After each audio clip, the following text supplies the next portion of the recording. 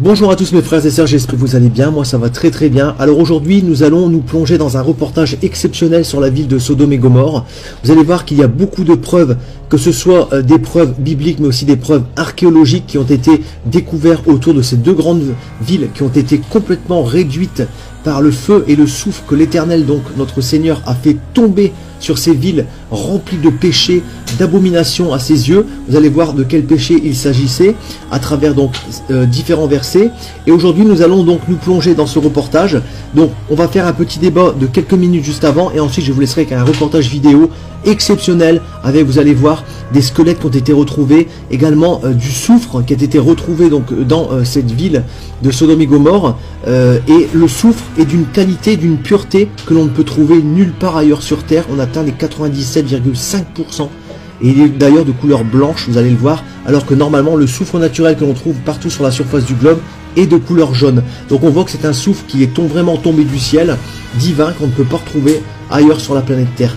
Donc en tout cas, vous allez voir, ce reportage est vraiment intéressant parce qu'on voit également différentes... la terre a été brûlée, on voit vraiment des brûlures qui sont tombées du ciel. Donc je vous en dis pas plus, je vous laisse regarder ce reportage. On va tout de suite aller partir rapidement dans un paragraphe pour vous expliquer qu'est-ce qui s'est passé à Sodome et Gomorrhe. Donc dans la Genèse du chapitre 19 au verset 1 à 29. Vous allez voir que ce passage nous explique qu'est-ce que Dieu a fait à Sodome et Gomorrhe et pourquoi. Alors c'était une ville remplie de péchés, remplie d'abominations. Il y avait donc de l'homosexualité, il y avait du viol, de la perversité, des orgies, de la beuverie, de la fornication. C'était vraiment des gens qui vivaient dans un désordre sexuel mais immense, et ils ne discutaient pas. Quand ils voulaient quelqu'un, ils défonçaient la porte de la maison, ils rentraient, ils prenaient la personne et ils faisaient ce qu'ils avaient à faire avec lui, sans même lui demander son consentement. Et les gens hurlaient, les gens criaient, les gens avaient peur. Donc il y avait beaucoup de cris, voilà, qui sont montés à l'Éternel. Donc l'Éternel a envoyé deux anges qui sont venus parler à Lot pour lui dire de s'enfuir avec sa famille. Et ensuite l'Éternel a fait tomber donc une pluie de soufre et de feu sur cette ville pour directement les décimer et détruire tous ces gens qui étaient vraiment extrêmement corrompus. Donc on va le voir tout de suite. Regardez, donc je vais vous laisser le lire par vous-même pour bien comprendre, et on va lire quelques passages, simplement quelques versets. Donc là on voit donc dans ce verset là qu'il y a deux anges qui sont apparus à Lot, qui sont arrivés donc, et Lot leur a proposé de dormir chez eux. On voit que tout simplement les deux anges sont rentrés dans la maison de Lot et ils ont été aperçus par des habitants de cette ville. Ces habitants se sont tout de suite amassés autour de la maison et ont demandé à Lot de faire sortir les deux hommes pour qu'ils puissent coucher avec eux. On voit donc là au chapitre 5, ils appelèrent Lot et lui dirent: où sont les hommes qui sont entrés chez toi cette nuit? Fais-les sortir vers nous, que nous couchions avec eux. Donc là, il ne demande même pas l'avis des deux personnes qui sont rentrées, donc il ne savait pas que c'était des anges, bien sûr, mais il leur dit clairement, fais-les sortir, on veut coucher avec eux, quoi. C'est vraiment, on est vraiment dans... On pose pas la question, la perversité, voilà, tu les fais sortir, on couche avec eux, il n'y a pas de discussion possible.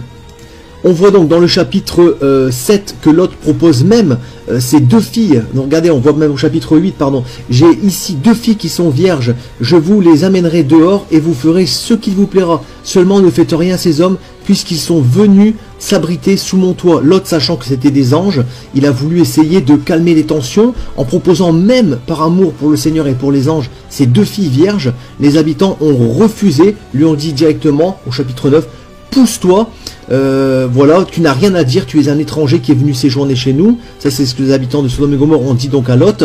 Et donc tu ne peux pas juger, c'est nous qui décidons. Donc ils ont poussé violemment Lot, ils sont entrés dans la maison et ils ont défoncé la porte. Vous imaginez l'état de perversité dans lequel c'était. Et là, qu'est-ce qui s'est passé? Les deux anges donc ont aveuglé tous les gens qui étaient en extérieur. Ils ont maîtrisé bien sûr les deux hommes qui sont rentrés dans la maison. Ensuite, les anges ont dit à Lot de prendre les beaux garçons, les belles filles, enfin voilà, tous ceux qui étaient vraiment proches de lui, de sortir de la ville en courant, de s'enfuir. Lot a demandé donc simplement une petite faveur à l'Éternel en lui proposant de rentrer dans une ville qui était proche, qui était petite, pas très loin de là, qui s'appelle la ville de Tsoar. Ils sont donc réfugiés, l'Éternel a accepté, se sont réfugiés dans cette ville-là. Et ensuite, qu'est-ce qui s'est passé?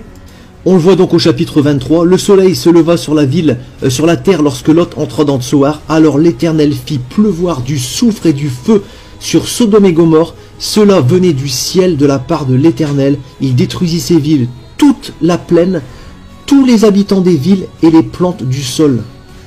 Donc vous imaginez, mes frères et sœurs, que là, on est vraiment sur une destruction totale. C'est tombé vraiment sur toute la plaine, pas que sur les deux villes. C'est vraiment tombé sur tous les alentours. Donc voilà, une bonne partie du désert, vous allez voir à l'heure d'aujourd'hui. Et on était donc situé dans un endroit qui est proche de la mer Rouge. Donc maintenant, je vais pas parler plus longtemps. Je vais vous laisser regarder ce reportage que je vais vous commenter. Et vous allez voir par vous-même, de vos yeux, la véracité de la parole de Dieu qui est la Bible. Et vous allez voir que vraiment, c'est vraiment surprenant de trouver des boules de soufre qui sont venues du ciel de la part de l'Éternel. Bon visionnage, et je vous dis à tout de suite. On se retrouve donc sur le site de Tal El Hammam, au nord d'Israël, pas très loin de Jérusalem. Donc avec la Genèse chapitre 13 verset 10, Lot leva les yeux et vit toute la plaine du Jourdain qui était entièrement arrosée. Avant que l'Éternel eût détruit Sodome et Gomorrhe, c'était jusqu'à Tsoar, comme un jardin de l'Éternel, comme le pays d'Égypte. Nous voyons à l'heure d'aujourd'hui que ce site n'est plus que désolation, n'est plus que désert.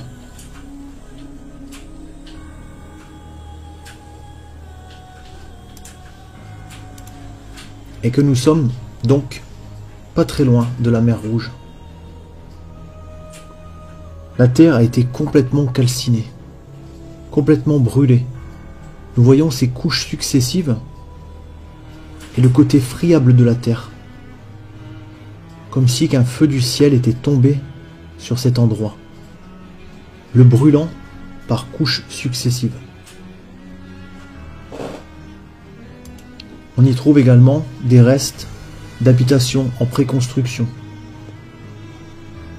comme si la vie s'était arrêtée très brusquement, d'une seconde à l'autre.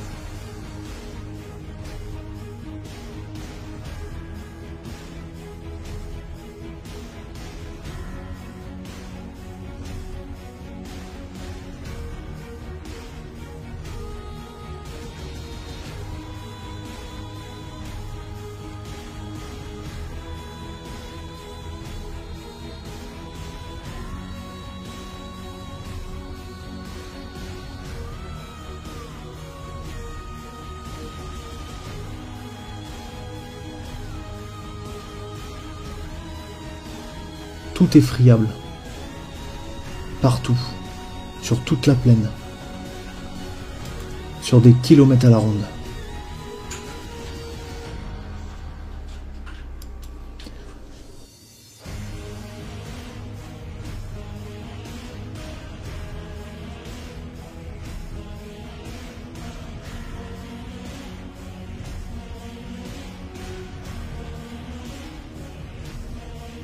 Concernant le soufre qui a été retrouvé, les billes de soufre retrouvées un peu partout dans cette plaine, pure à 95,7%, de couleur blanche. Rien de comparable avec le soufre que nous trouvons actuellement partout dans le monde, notamment auprès des volcans,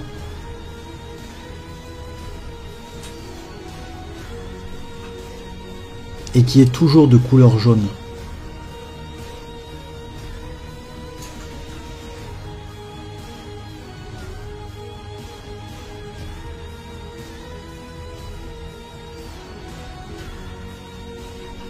La justice de Dieu est tombée sur Sodome et Gomorrhe. Ça y est, finalement, je tombe enfin sur une boule de soufre.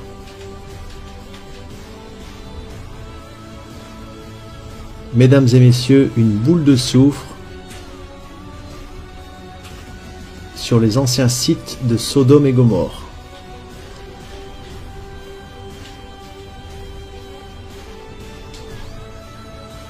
Ce qui est incroyable avec ce soufre, c'est que sa pureté n'est retrouvable nulle part ailleurs dans le monde.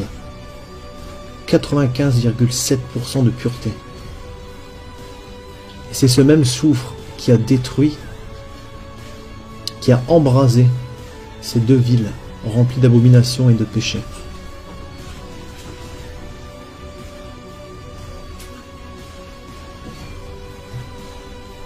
J'en ai enfin trouvé une, elle est réelle, et je vais y mettre le feu pour voir comment cette combustion se produit.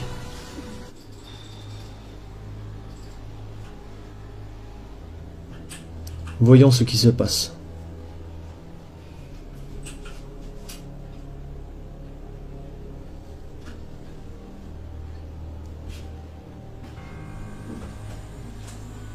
Waouh, l'odeur est vraiment caractéristique.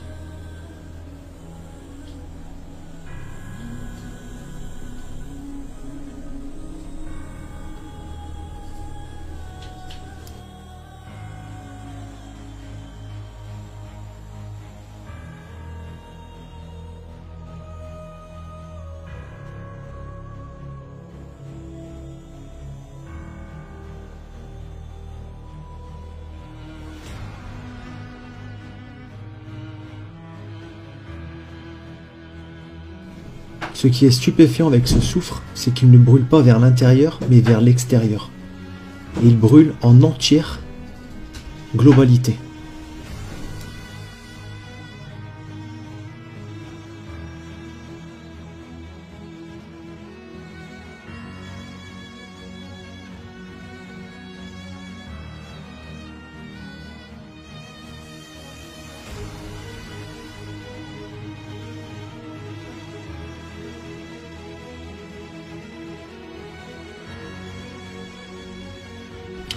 Les habitants de Sodome et Gomorrhe ont payé leur prix. Car le jugement est sans miséricorde pour qui n'a pas fait miséricorde. La miséricorde triomphe du jugement.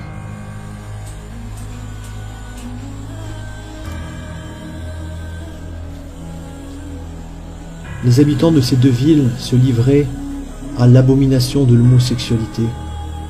Ils se livraient à la perversité, aux orgies, au péché, loin des commandements de Dieu. Et la justice divine s'est abattue sur eux.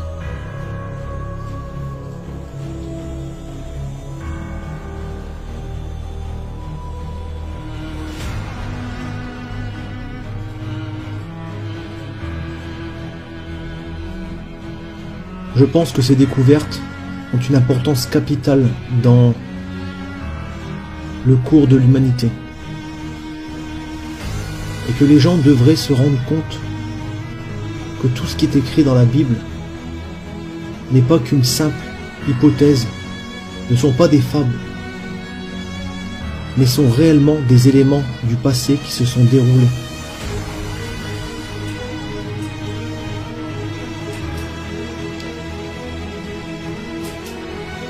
Que le Seigneur a agi avec justice sur les méchants.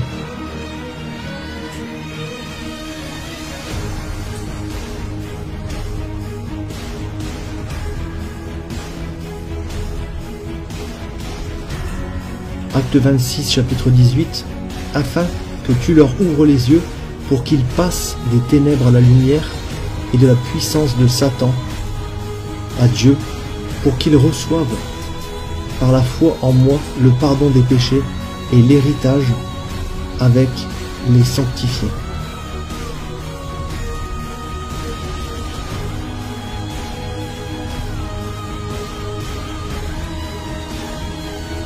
Dieu est réel, le paradis est réel, l'enfer est réel, le diable est bien réel. Toutes ces choses dont nous entendons très peu parler sont bien réelles. Encore faut-il s'y intéresser, encore faut-il vouloir lire la parole de Dieu. Mais lorsque nous prenons le courage et l'intelligence de lire ce livre, nous nous rendons compte que Dieu nous aime et qu'il veut nous sauver. Et qu'il nous a aimés le premier en envoyant son Fils, Jésus-Christ sur terre. Jésus-Christ étant bien sûr le seul chemin qui nous réconcilie avec le Père, nous les hommes pécheurs.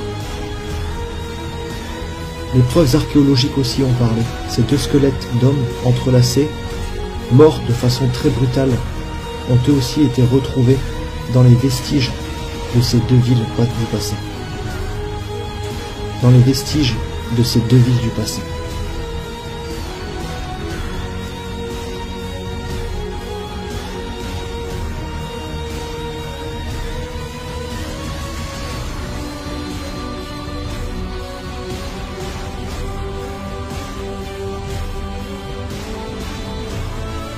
Il disait, le temps est accompli et le royaume de Dieu est proche. Repentez-vous, changez de vie et croyez à la bonne nouvelle du Seigneur Jésus-Christ.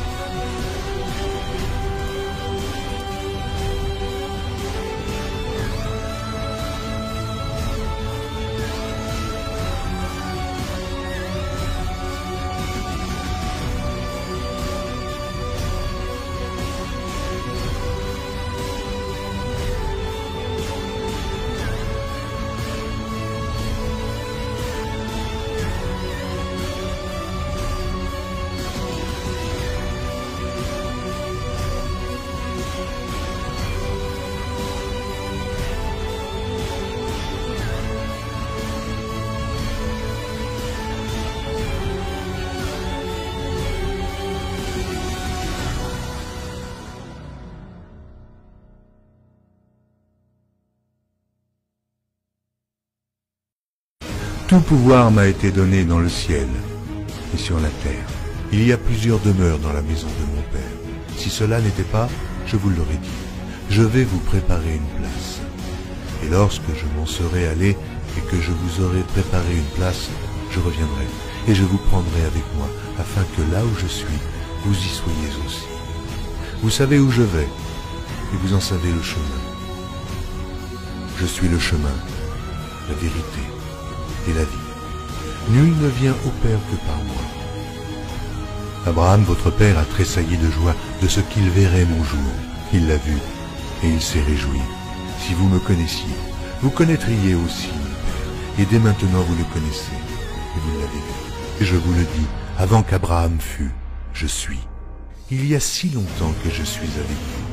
Celui qui m'a vu a vu le Père. Les paroles que je vous dis, je ne les dis pas de moi-même, et le Père qui demeure en moi, c'est lui qui fait les œuvres. Croyez-moi, je suis dans le Père, et le Père est en moi. Cette bonne nouvelle du royaume sera prêchée dans le monde entier, pour servir de témoignage à toutes les nations.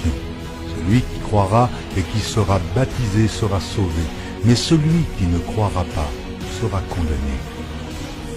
Je m'étonne que vous vous détourniez si promptement de celui qui vous a appelé par la grâce de Christ pour passer à un autre évangile. Aucun mensonge ne vient de la vérité. Sinon, celui qui nie que Jésus est le Christ, celui-là est l'antéchrist, qui nie le Père et le Fils. Quiconque nie le Fils n'a point non plus le Père. Quand un ange du ciel annoncerait un autre évangile que celui que nous vous avons prêché, qu'il soit anathème. Moi, Jésus, j'ai envoyé mon ange pour vous attester ces choses. Je le déclare à quiconque entend les paroles de la prophétie de ce livre. Si quelqu'un y ajoute quelque chose, Dieu le frappera des fléaux décrits dans ce livre. Et si quelqu'un retranche quelque chose des paroles du livre de cette prophétie, Dieu retranchera sa part de l'arbre de la vie et de la ville sainte décrits dans ce livre. Ces paroles sont certaines et véritables. Et le Seigneur, le Dieu des esprits des prophètes, a envoyé son ange pour montrer à ses serviteurs les choses qui doivent arriver bientôt. Et voici, je viens bientôt. Heureux celui qui garde les paroles de la prophétie de ce livre.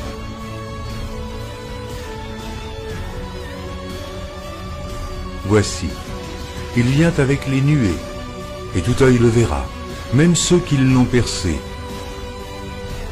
Et toutes les tribus de la terre se lamenteront à cause de lui. Oui. Amen. Je suis le rejeton et la postérité de David, l'étoile brillante du matin. Je suis l'alpha et l'oméga, dit le Seigneur Dieu, celui qui est, qui était et qui vient, le Tout-Puissant, le premier et le dernier, le commencement et la fin. Que la grâce du Seigneur Jésus soit avec tous. Moi, Jésus, je viens bientôt. Vous êtes en bas, moi je suis d'en haut. C'est pourquoi je vous ai dit que vous mourrez dans vos péchés. Car si vous ne croyez pas ce que je suis, vous mourrez dans vos péchés.